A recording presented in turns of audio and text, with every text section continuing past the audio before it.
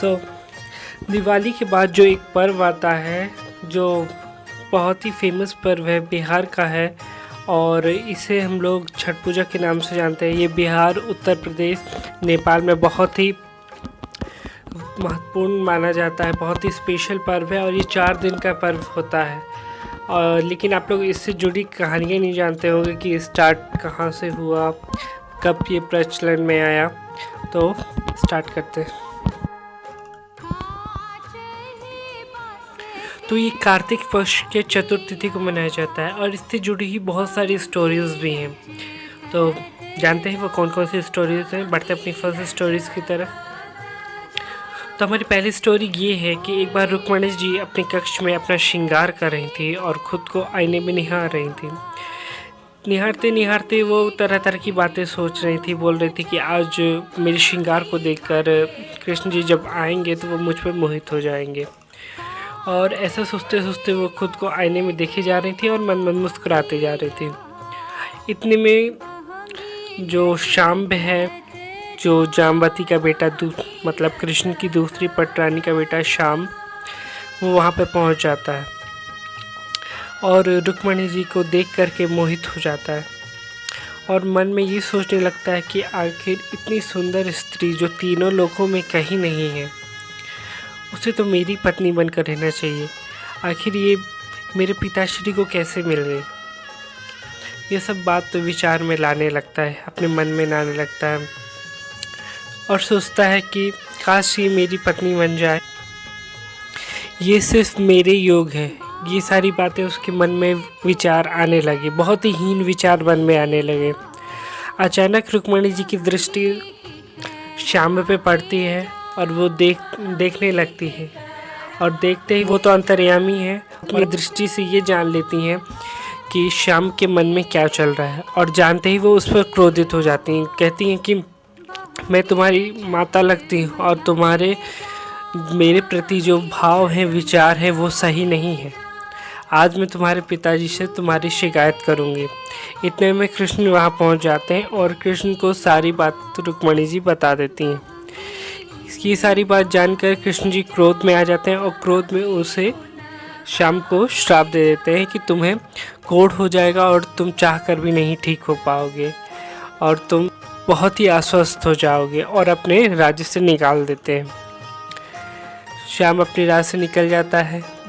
फिर वो एक नदी तट पर जाके भगवान का नाम जपने लगता है, माफ़ी मांगने लगता है। ऐसा करते करते बहुत सारे दिन बीत जाते हैं। फिर एक दिन नारद जी वहाँ पहुँचते हैं। नारद जी वहाँ पहुँचते हैं। फिर वो पूछते हैं कि क्या हुआ बालक, तुम इस तरीके से, ये दशा तुम्हारी कैसे हुई। वो सारी बात बताता है। फिर नारद जी उन्हें समझाते हैं कि वो तुम्हारी माता है और तुम्हें अपनी माता के प्रति ऐसे भाव नहीं रखने चाहिए। वो नारद जी के पाँव पड़ लेता है। उसे बहुत ही पछतावा होता है। तो इसके बाद होता यूँ है कि जो ऋषि मुनि होते हैं उनको शाम पे दया आ जाती है और वो बोलते हैं कि तुमसे तो गलती बहुत हुई है, बहुत बड़ी गलती हुई है। तो शाम बोलता है कि हाँ, मुझसे ये गलती हुई है, मुझे इसका पछतावा भी है, लेकिन अब आप मुझे इस रोग से निजात दिलवाने का कोई रास्ता दिखाएं। तो शाम की पीड़ा देकर के ऋषि मुनि को बहुत ज़्यादा बुरा लगता है और वो बोलते हैं कि आगे ही कुछ टाइम बाद कार्तिक पक्ष आ रहा है जिसमें छठ का व्रत होता है, जिस व्रत का बहुत ही महत्व है। इससे शायद तुम्हारा कुष्ठ रोग ठीक हो जाए, तो तुम वो व्रत करना। मैं तुमको उसका प्रोसेस बता देता हूँ, जो भी विधि विधान होता है वो तुम्हें समझा देता हूँ। सारा विधि विधान बताने के बाद बोलते हैं कि ये तो हो गई आने वाली बात। इसके बाद मैं एक और उपाय तुम्हें बताता हूँ, इलाज करवा देता हूँ। फिर वो जाते हैं शांख द्वीप में सकल ऋषि के पास जाते हैं, जो कि एक वैद्य होते हैं और उन्हें अपने साथ लेकर आते हैं। और सकल ऋषि जो होते हैं वो शाम की ये ऐसी हालत देखकर कि बहुत ही दुखी होते हैं और उस दिन से शाम का जो है इलाज चालू हो जाता है। इलाज चालू होने के बाद धीरे धीरे उसको थोड़ा सा हेल्प मिलता है, धीरे धीरे प्रोसेस चलते रहता है। फिर उसके बाद जब कार्तिक पक्ष आता है तो वो छठ माता को मतलब एक जगह स्थापित कर देता है कि हाँ जो है आगे है मैं इनका व्रत करूँगा। और उसी टाइम से उसका धीरे धीरे जो है रोग ठीक होने लगता है। जैसे ही छठ का व्रत आता है वो पूरी तरह ठीक हो जाता है और ठीक होने के बाद वो बहुत ही अच्छे से छठ का पूरा व्रत करता है। व्रत करने के बाद वो व्रत तो कर लेता है। अब व्रत करने के बाद आगे क्या, आगे जो ऋषि मुनि होते हैं मथुरा के गौ घाट में वो सूर्य को जल चढ़ा रहे होते हैं। जब शाम्ब पूरी तरह ठीक हो जाता है तो ये बात कृष्ण जी को पता चल जाती है और उन्हें ये भी पता चल जाता है कि कुछ ऋषि मुनियों ने मतलब शाम्ब का इलाज किया है। और ये बात पता लगने के बाद वो बहुत ही क्रोधित हो जाते हैं और वो उन ऋषियों को खोजते खोजते गाय घाट पे पहुँचते हैं, मथुरा के गौ घाट पे।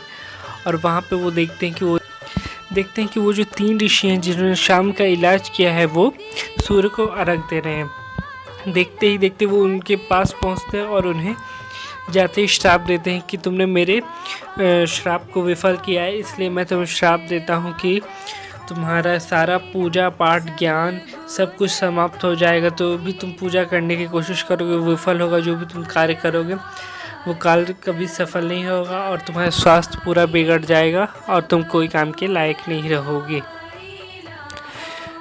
इतनी बात कहकर वो अंतर ध्यान हो जाते हैं। उसके बाद शाम जिनका उन ऋषियों ने इलाज किया उनसे विदा लेकर ऋषि मुनि मतलब अपने आश्रम की ओर निकलते हैं जहाँ से वो आए। इसके बाद रास्ते में ही उनका स्वास्थ्य पूरी तरह बिगड़ जाता है। स्वास्थ्य बिगड़ने के बाद वो श्री कृष्ण के पास जाते हैं, उनसे क्षमा मांगते हैं, बोलते हैं कि कृपा करें, मुझ पर दया करें। और कृष्ण जी उन्हें माफ़ भी कर देते हैं और माफ़ करने के साथ साथ कारीगरों को बुलाते हैं, मजदूर को बुलाते हैं और उनके लिए एक आश्रम का तैयार करवा देते हैं जाम्बू द्वीप पे और वहीं पे वो निवास करने लगते हैं। निवास करने के बाद जब वो लोग उनको मतलब पूरी तरह सेटल कर देते हैं, उसके बाद एक रोज़ गौ घाट पे उन्हें शाम्ब भी मिलता है।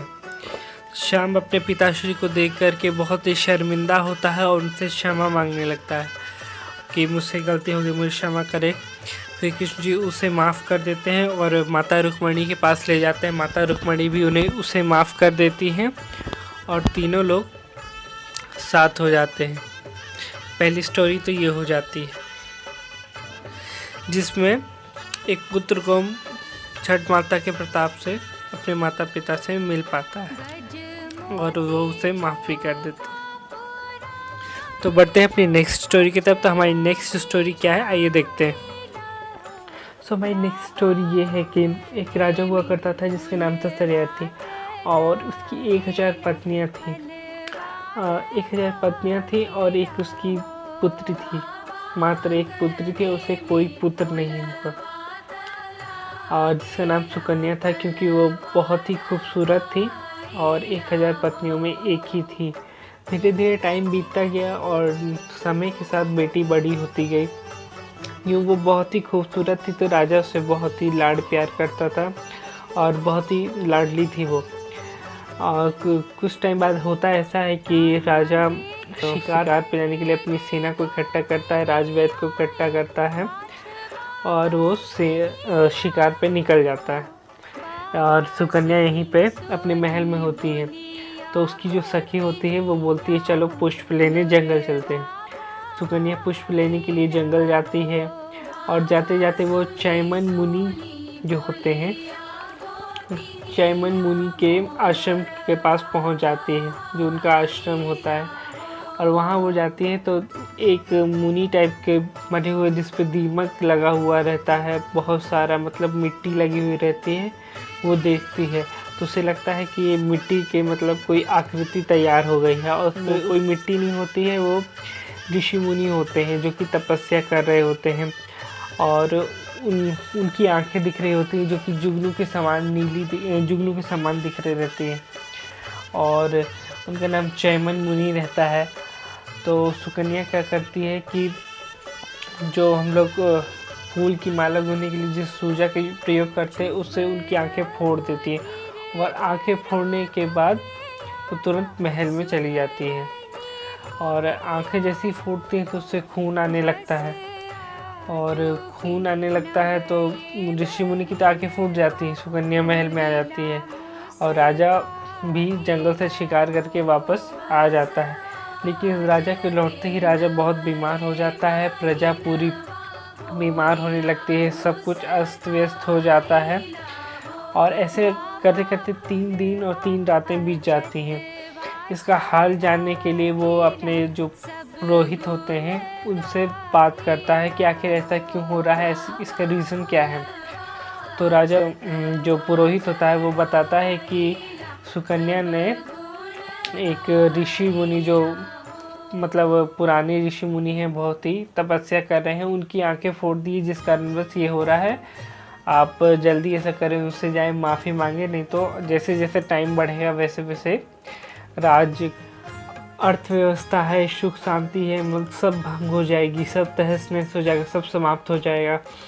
राजा अपनी पुत्री के साथ ऋषि मुनि के आश्रम पहुंचता है तो देखता है कि खून की धारा पूरी झरझर बह रही है और ऋषि मुनि जो है मतलब बहुत ही बुरी हालत में है।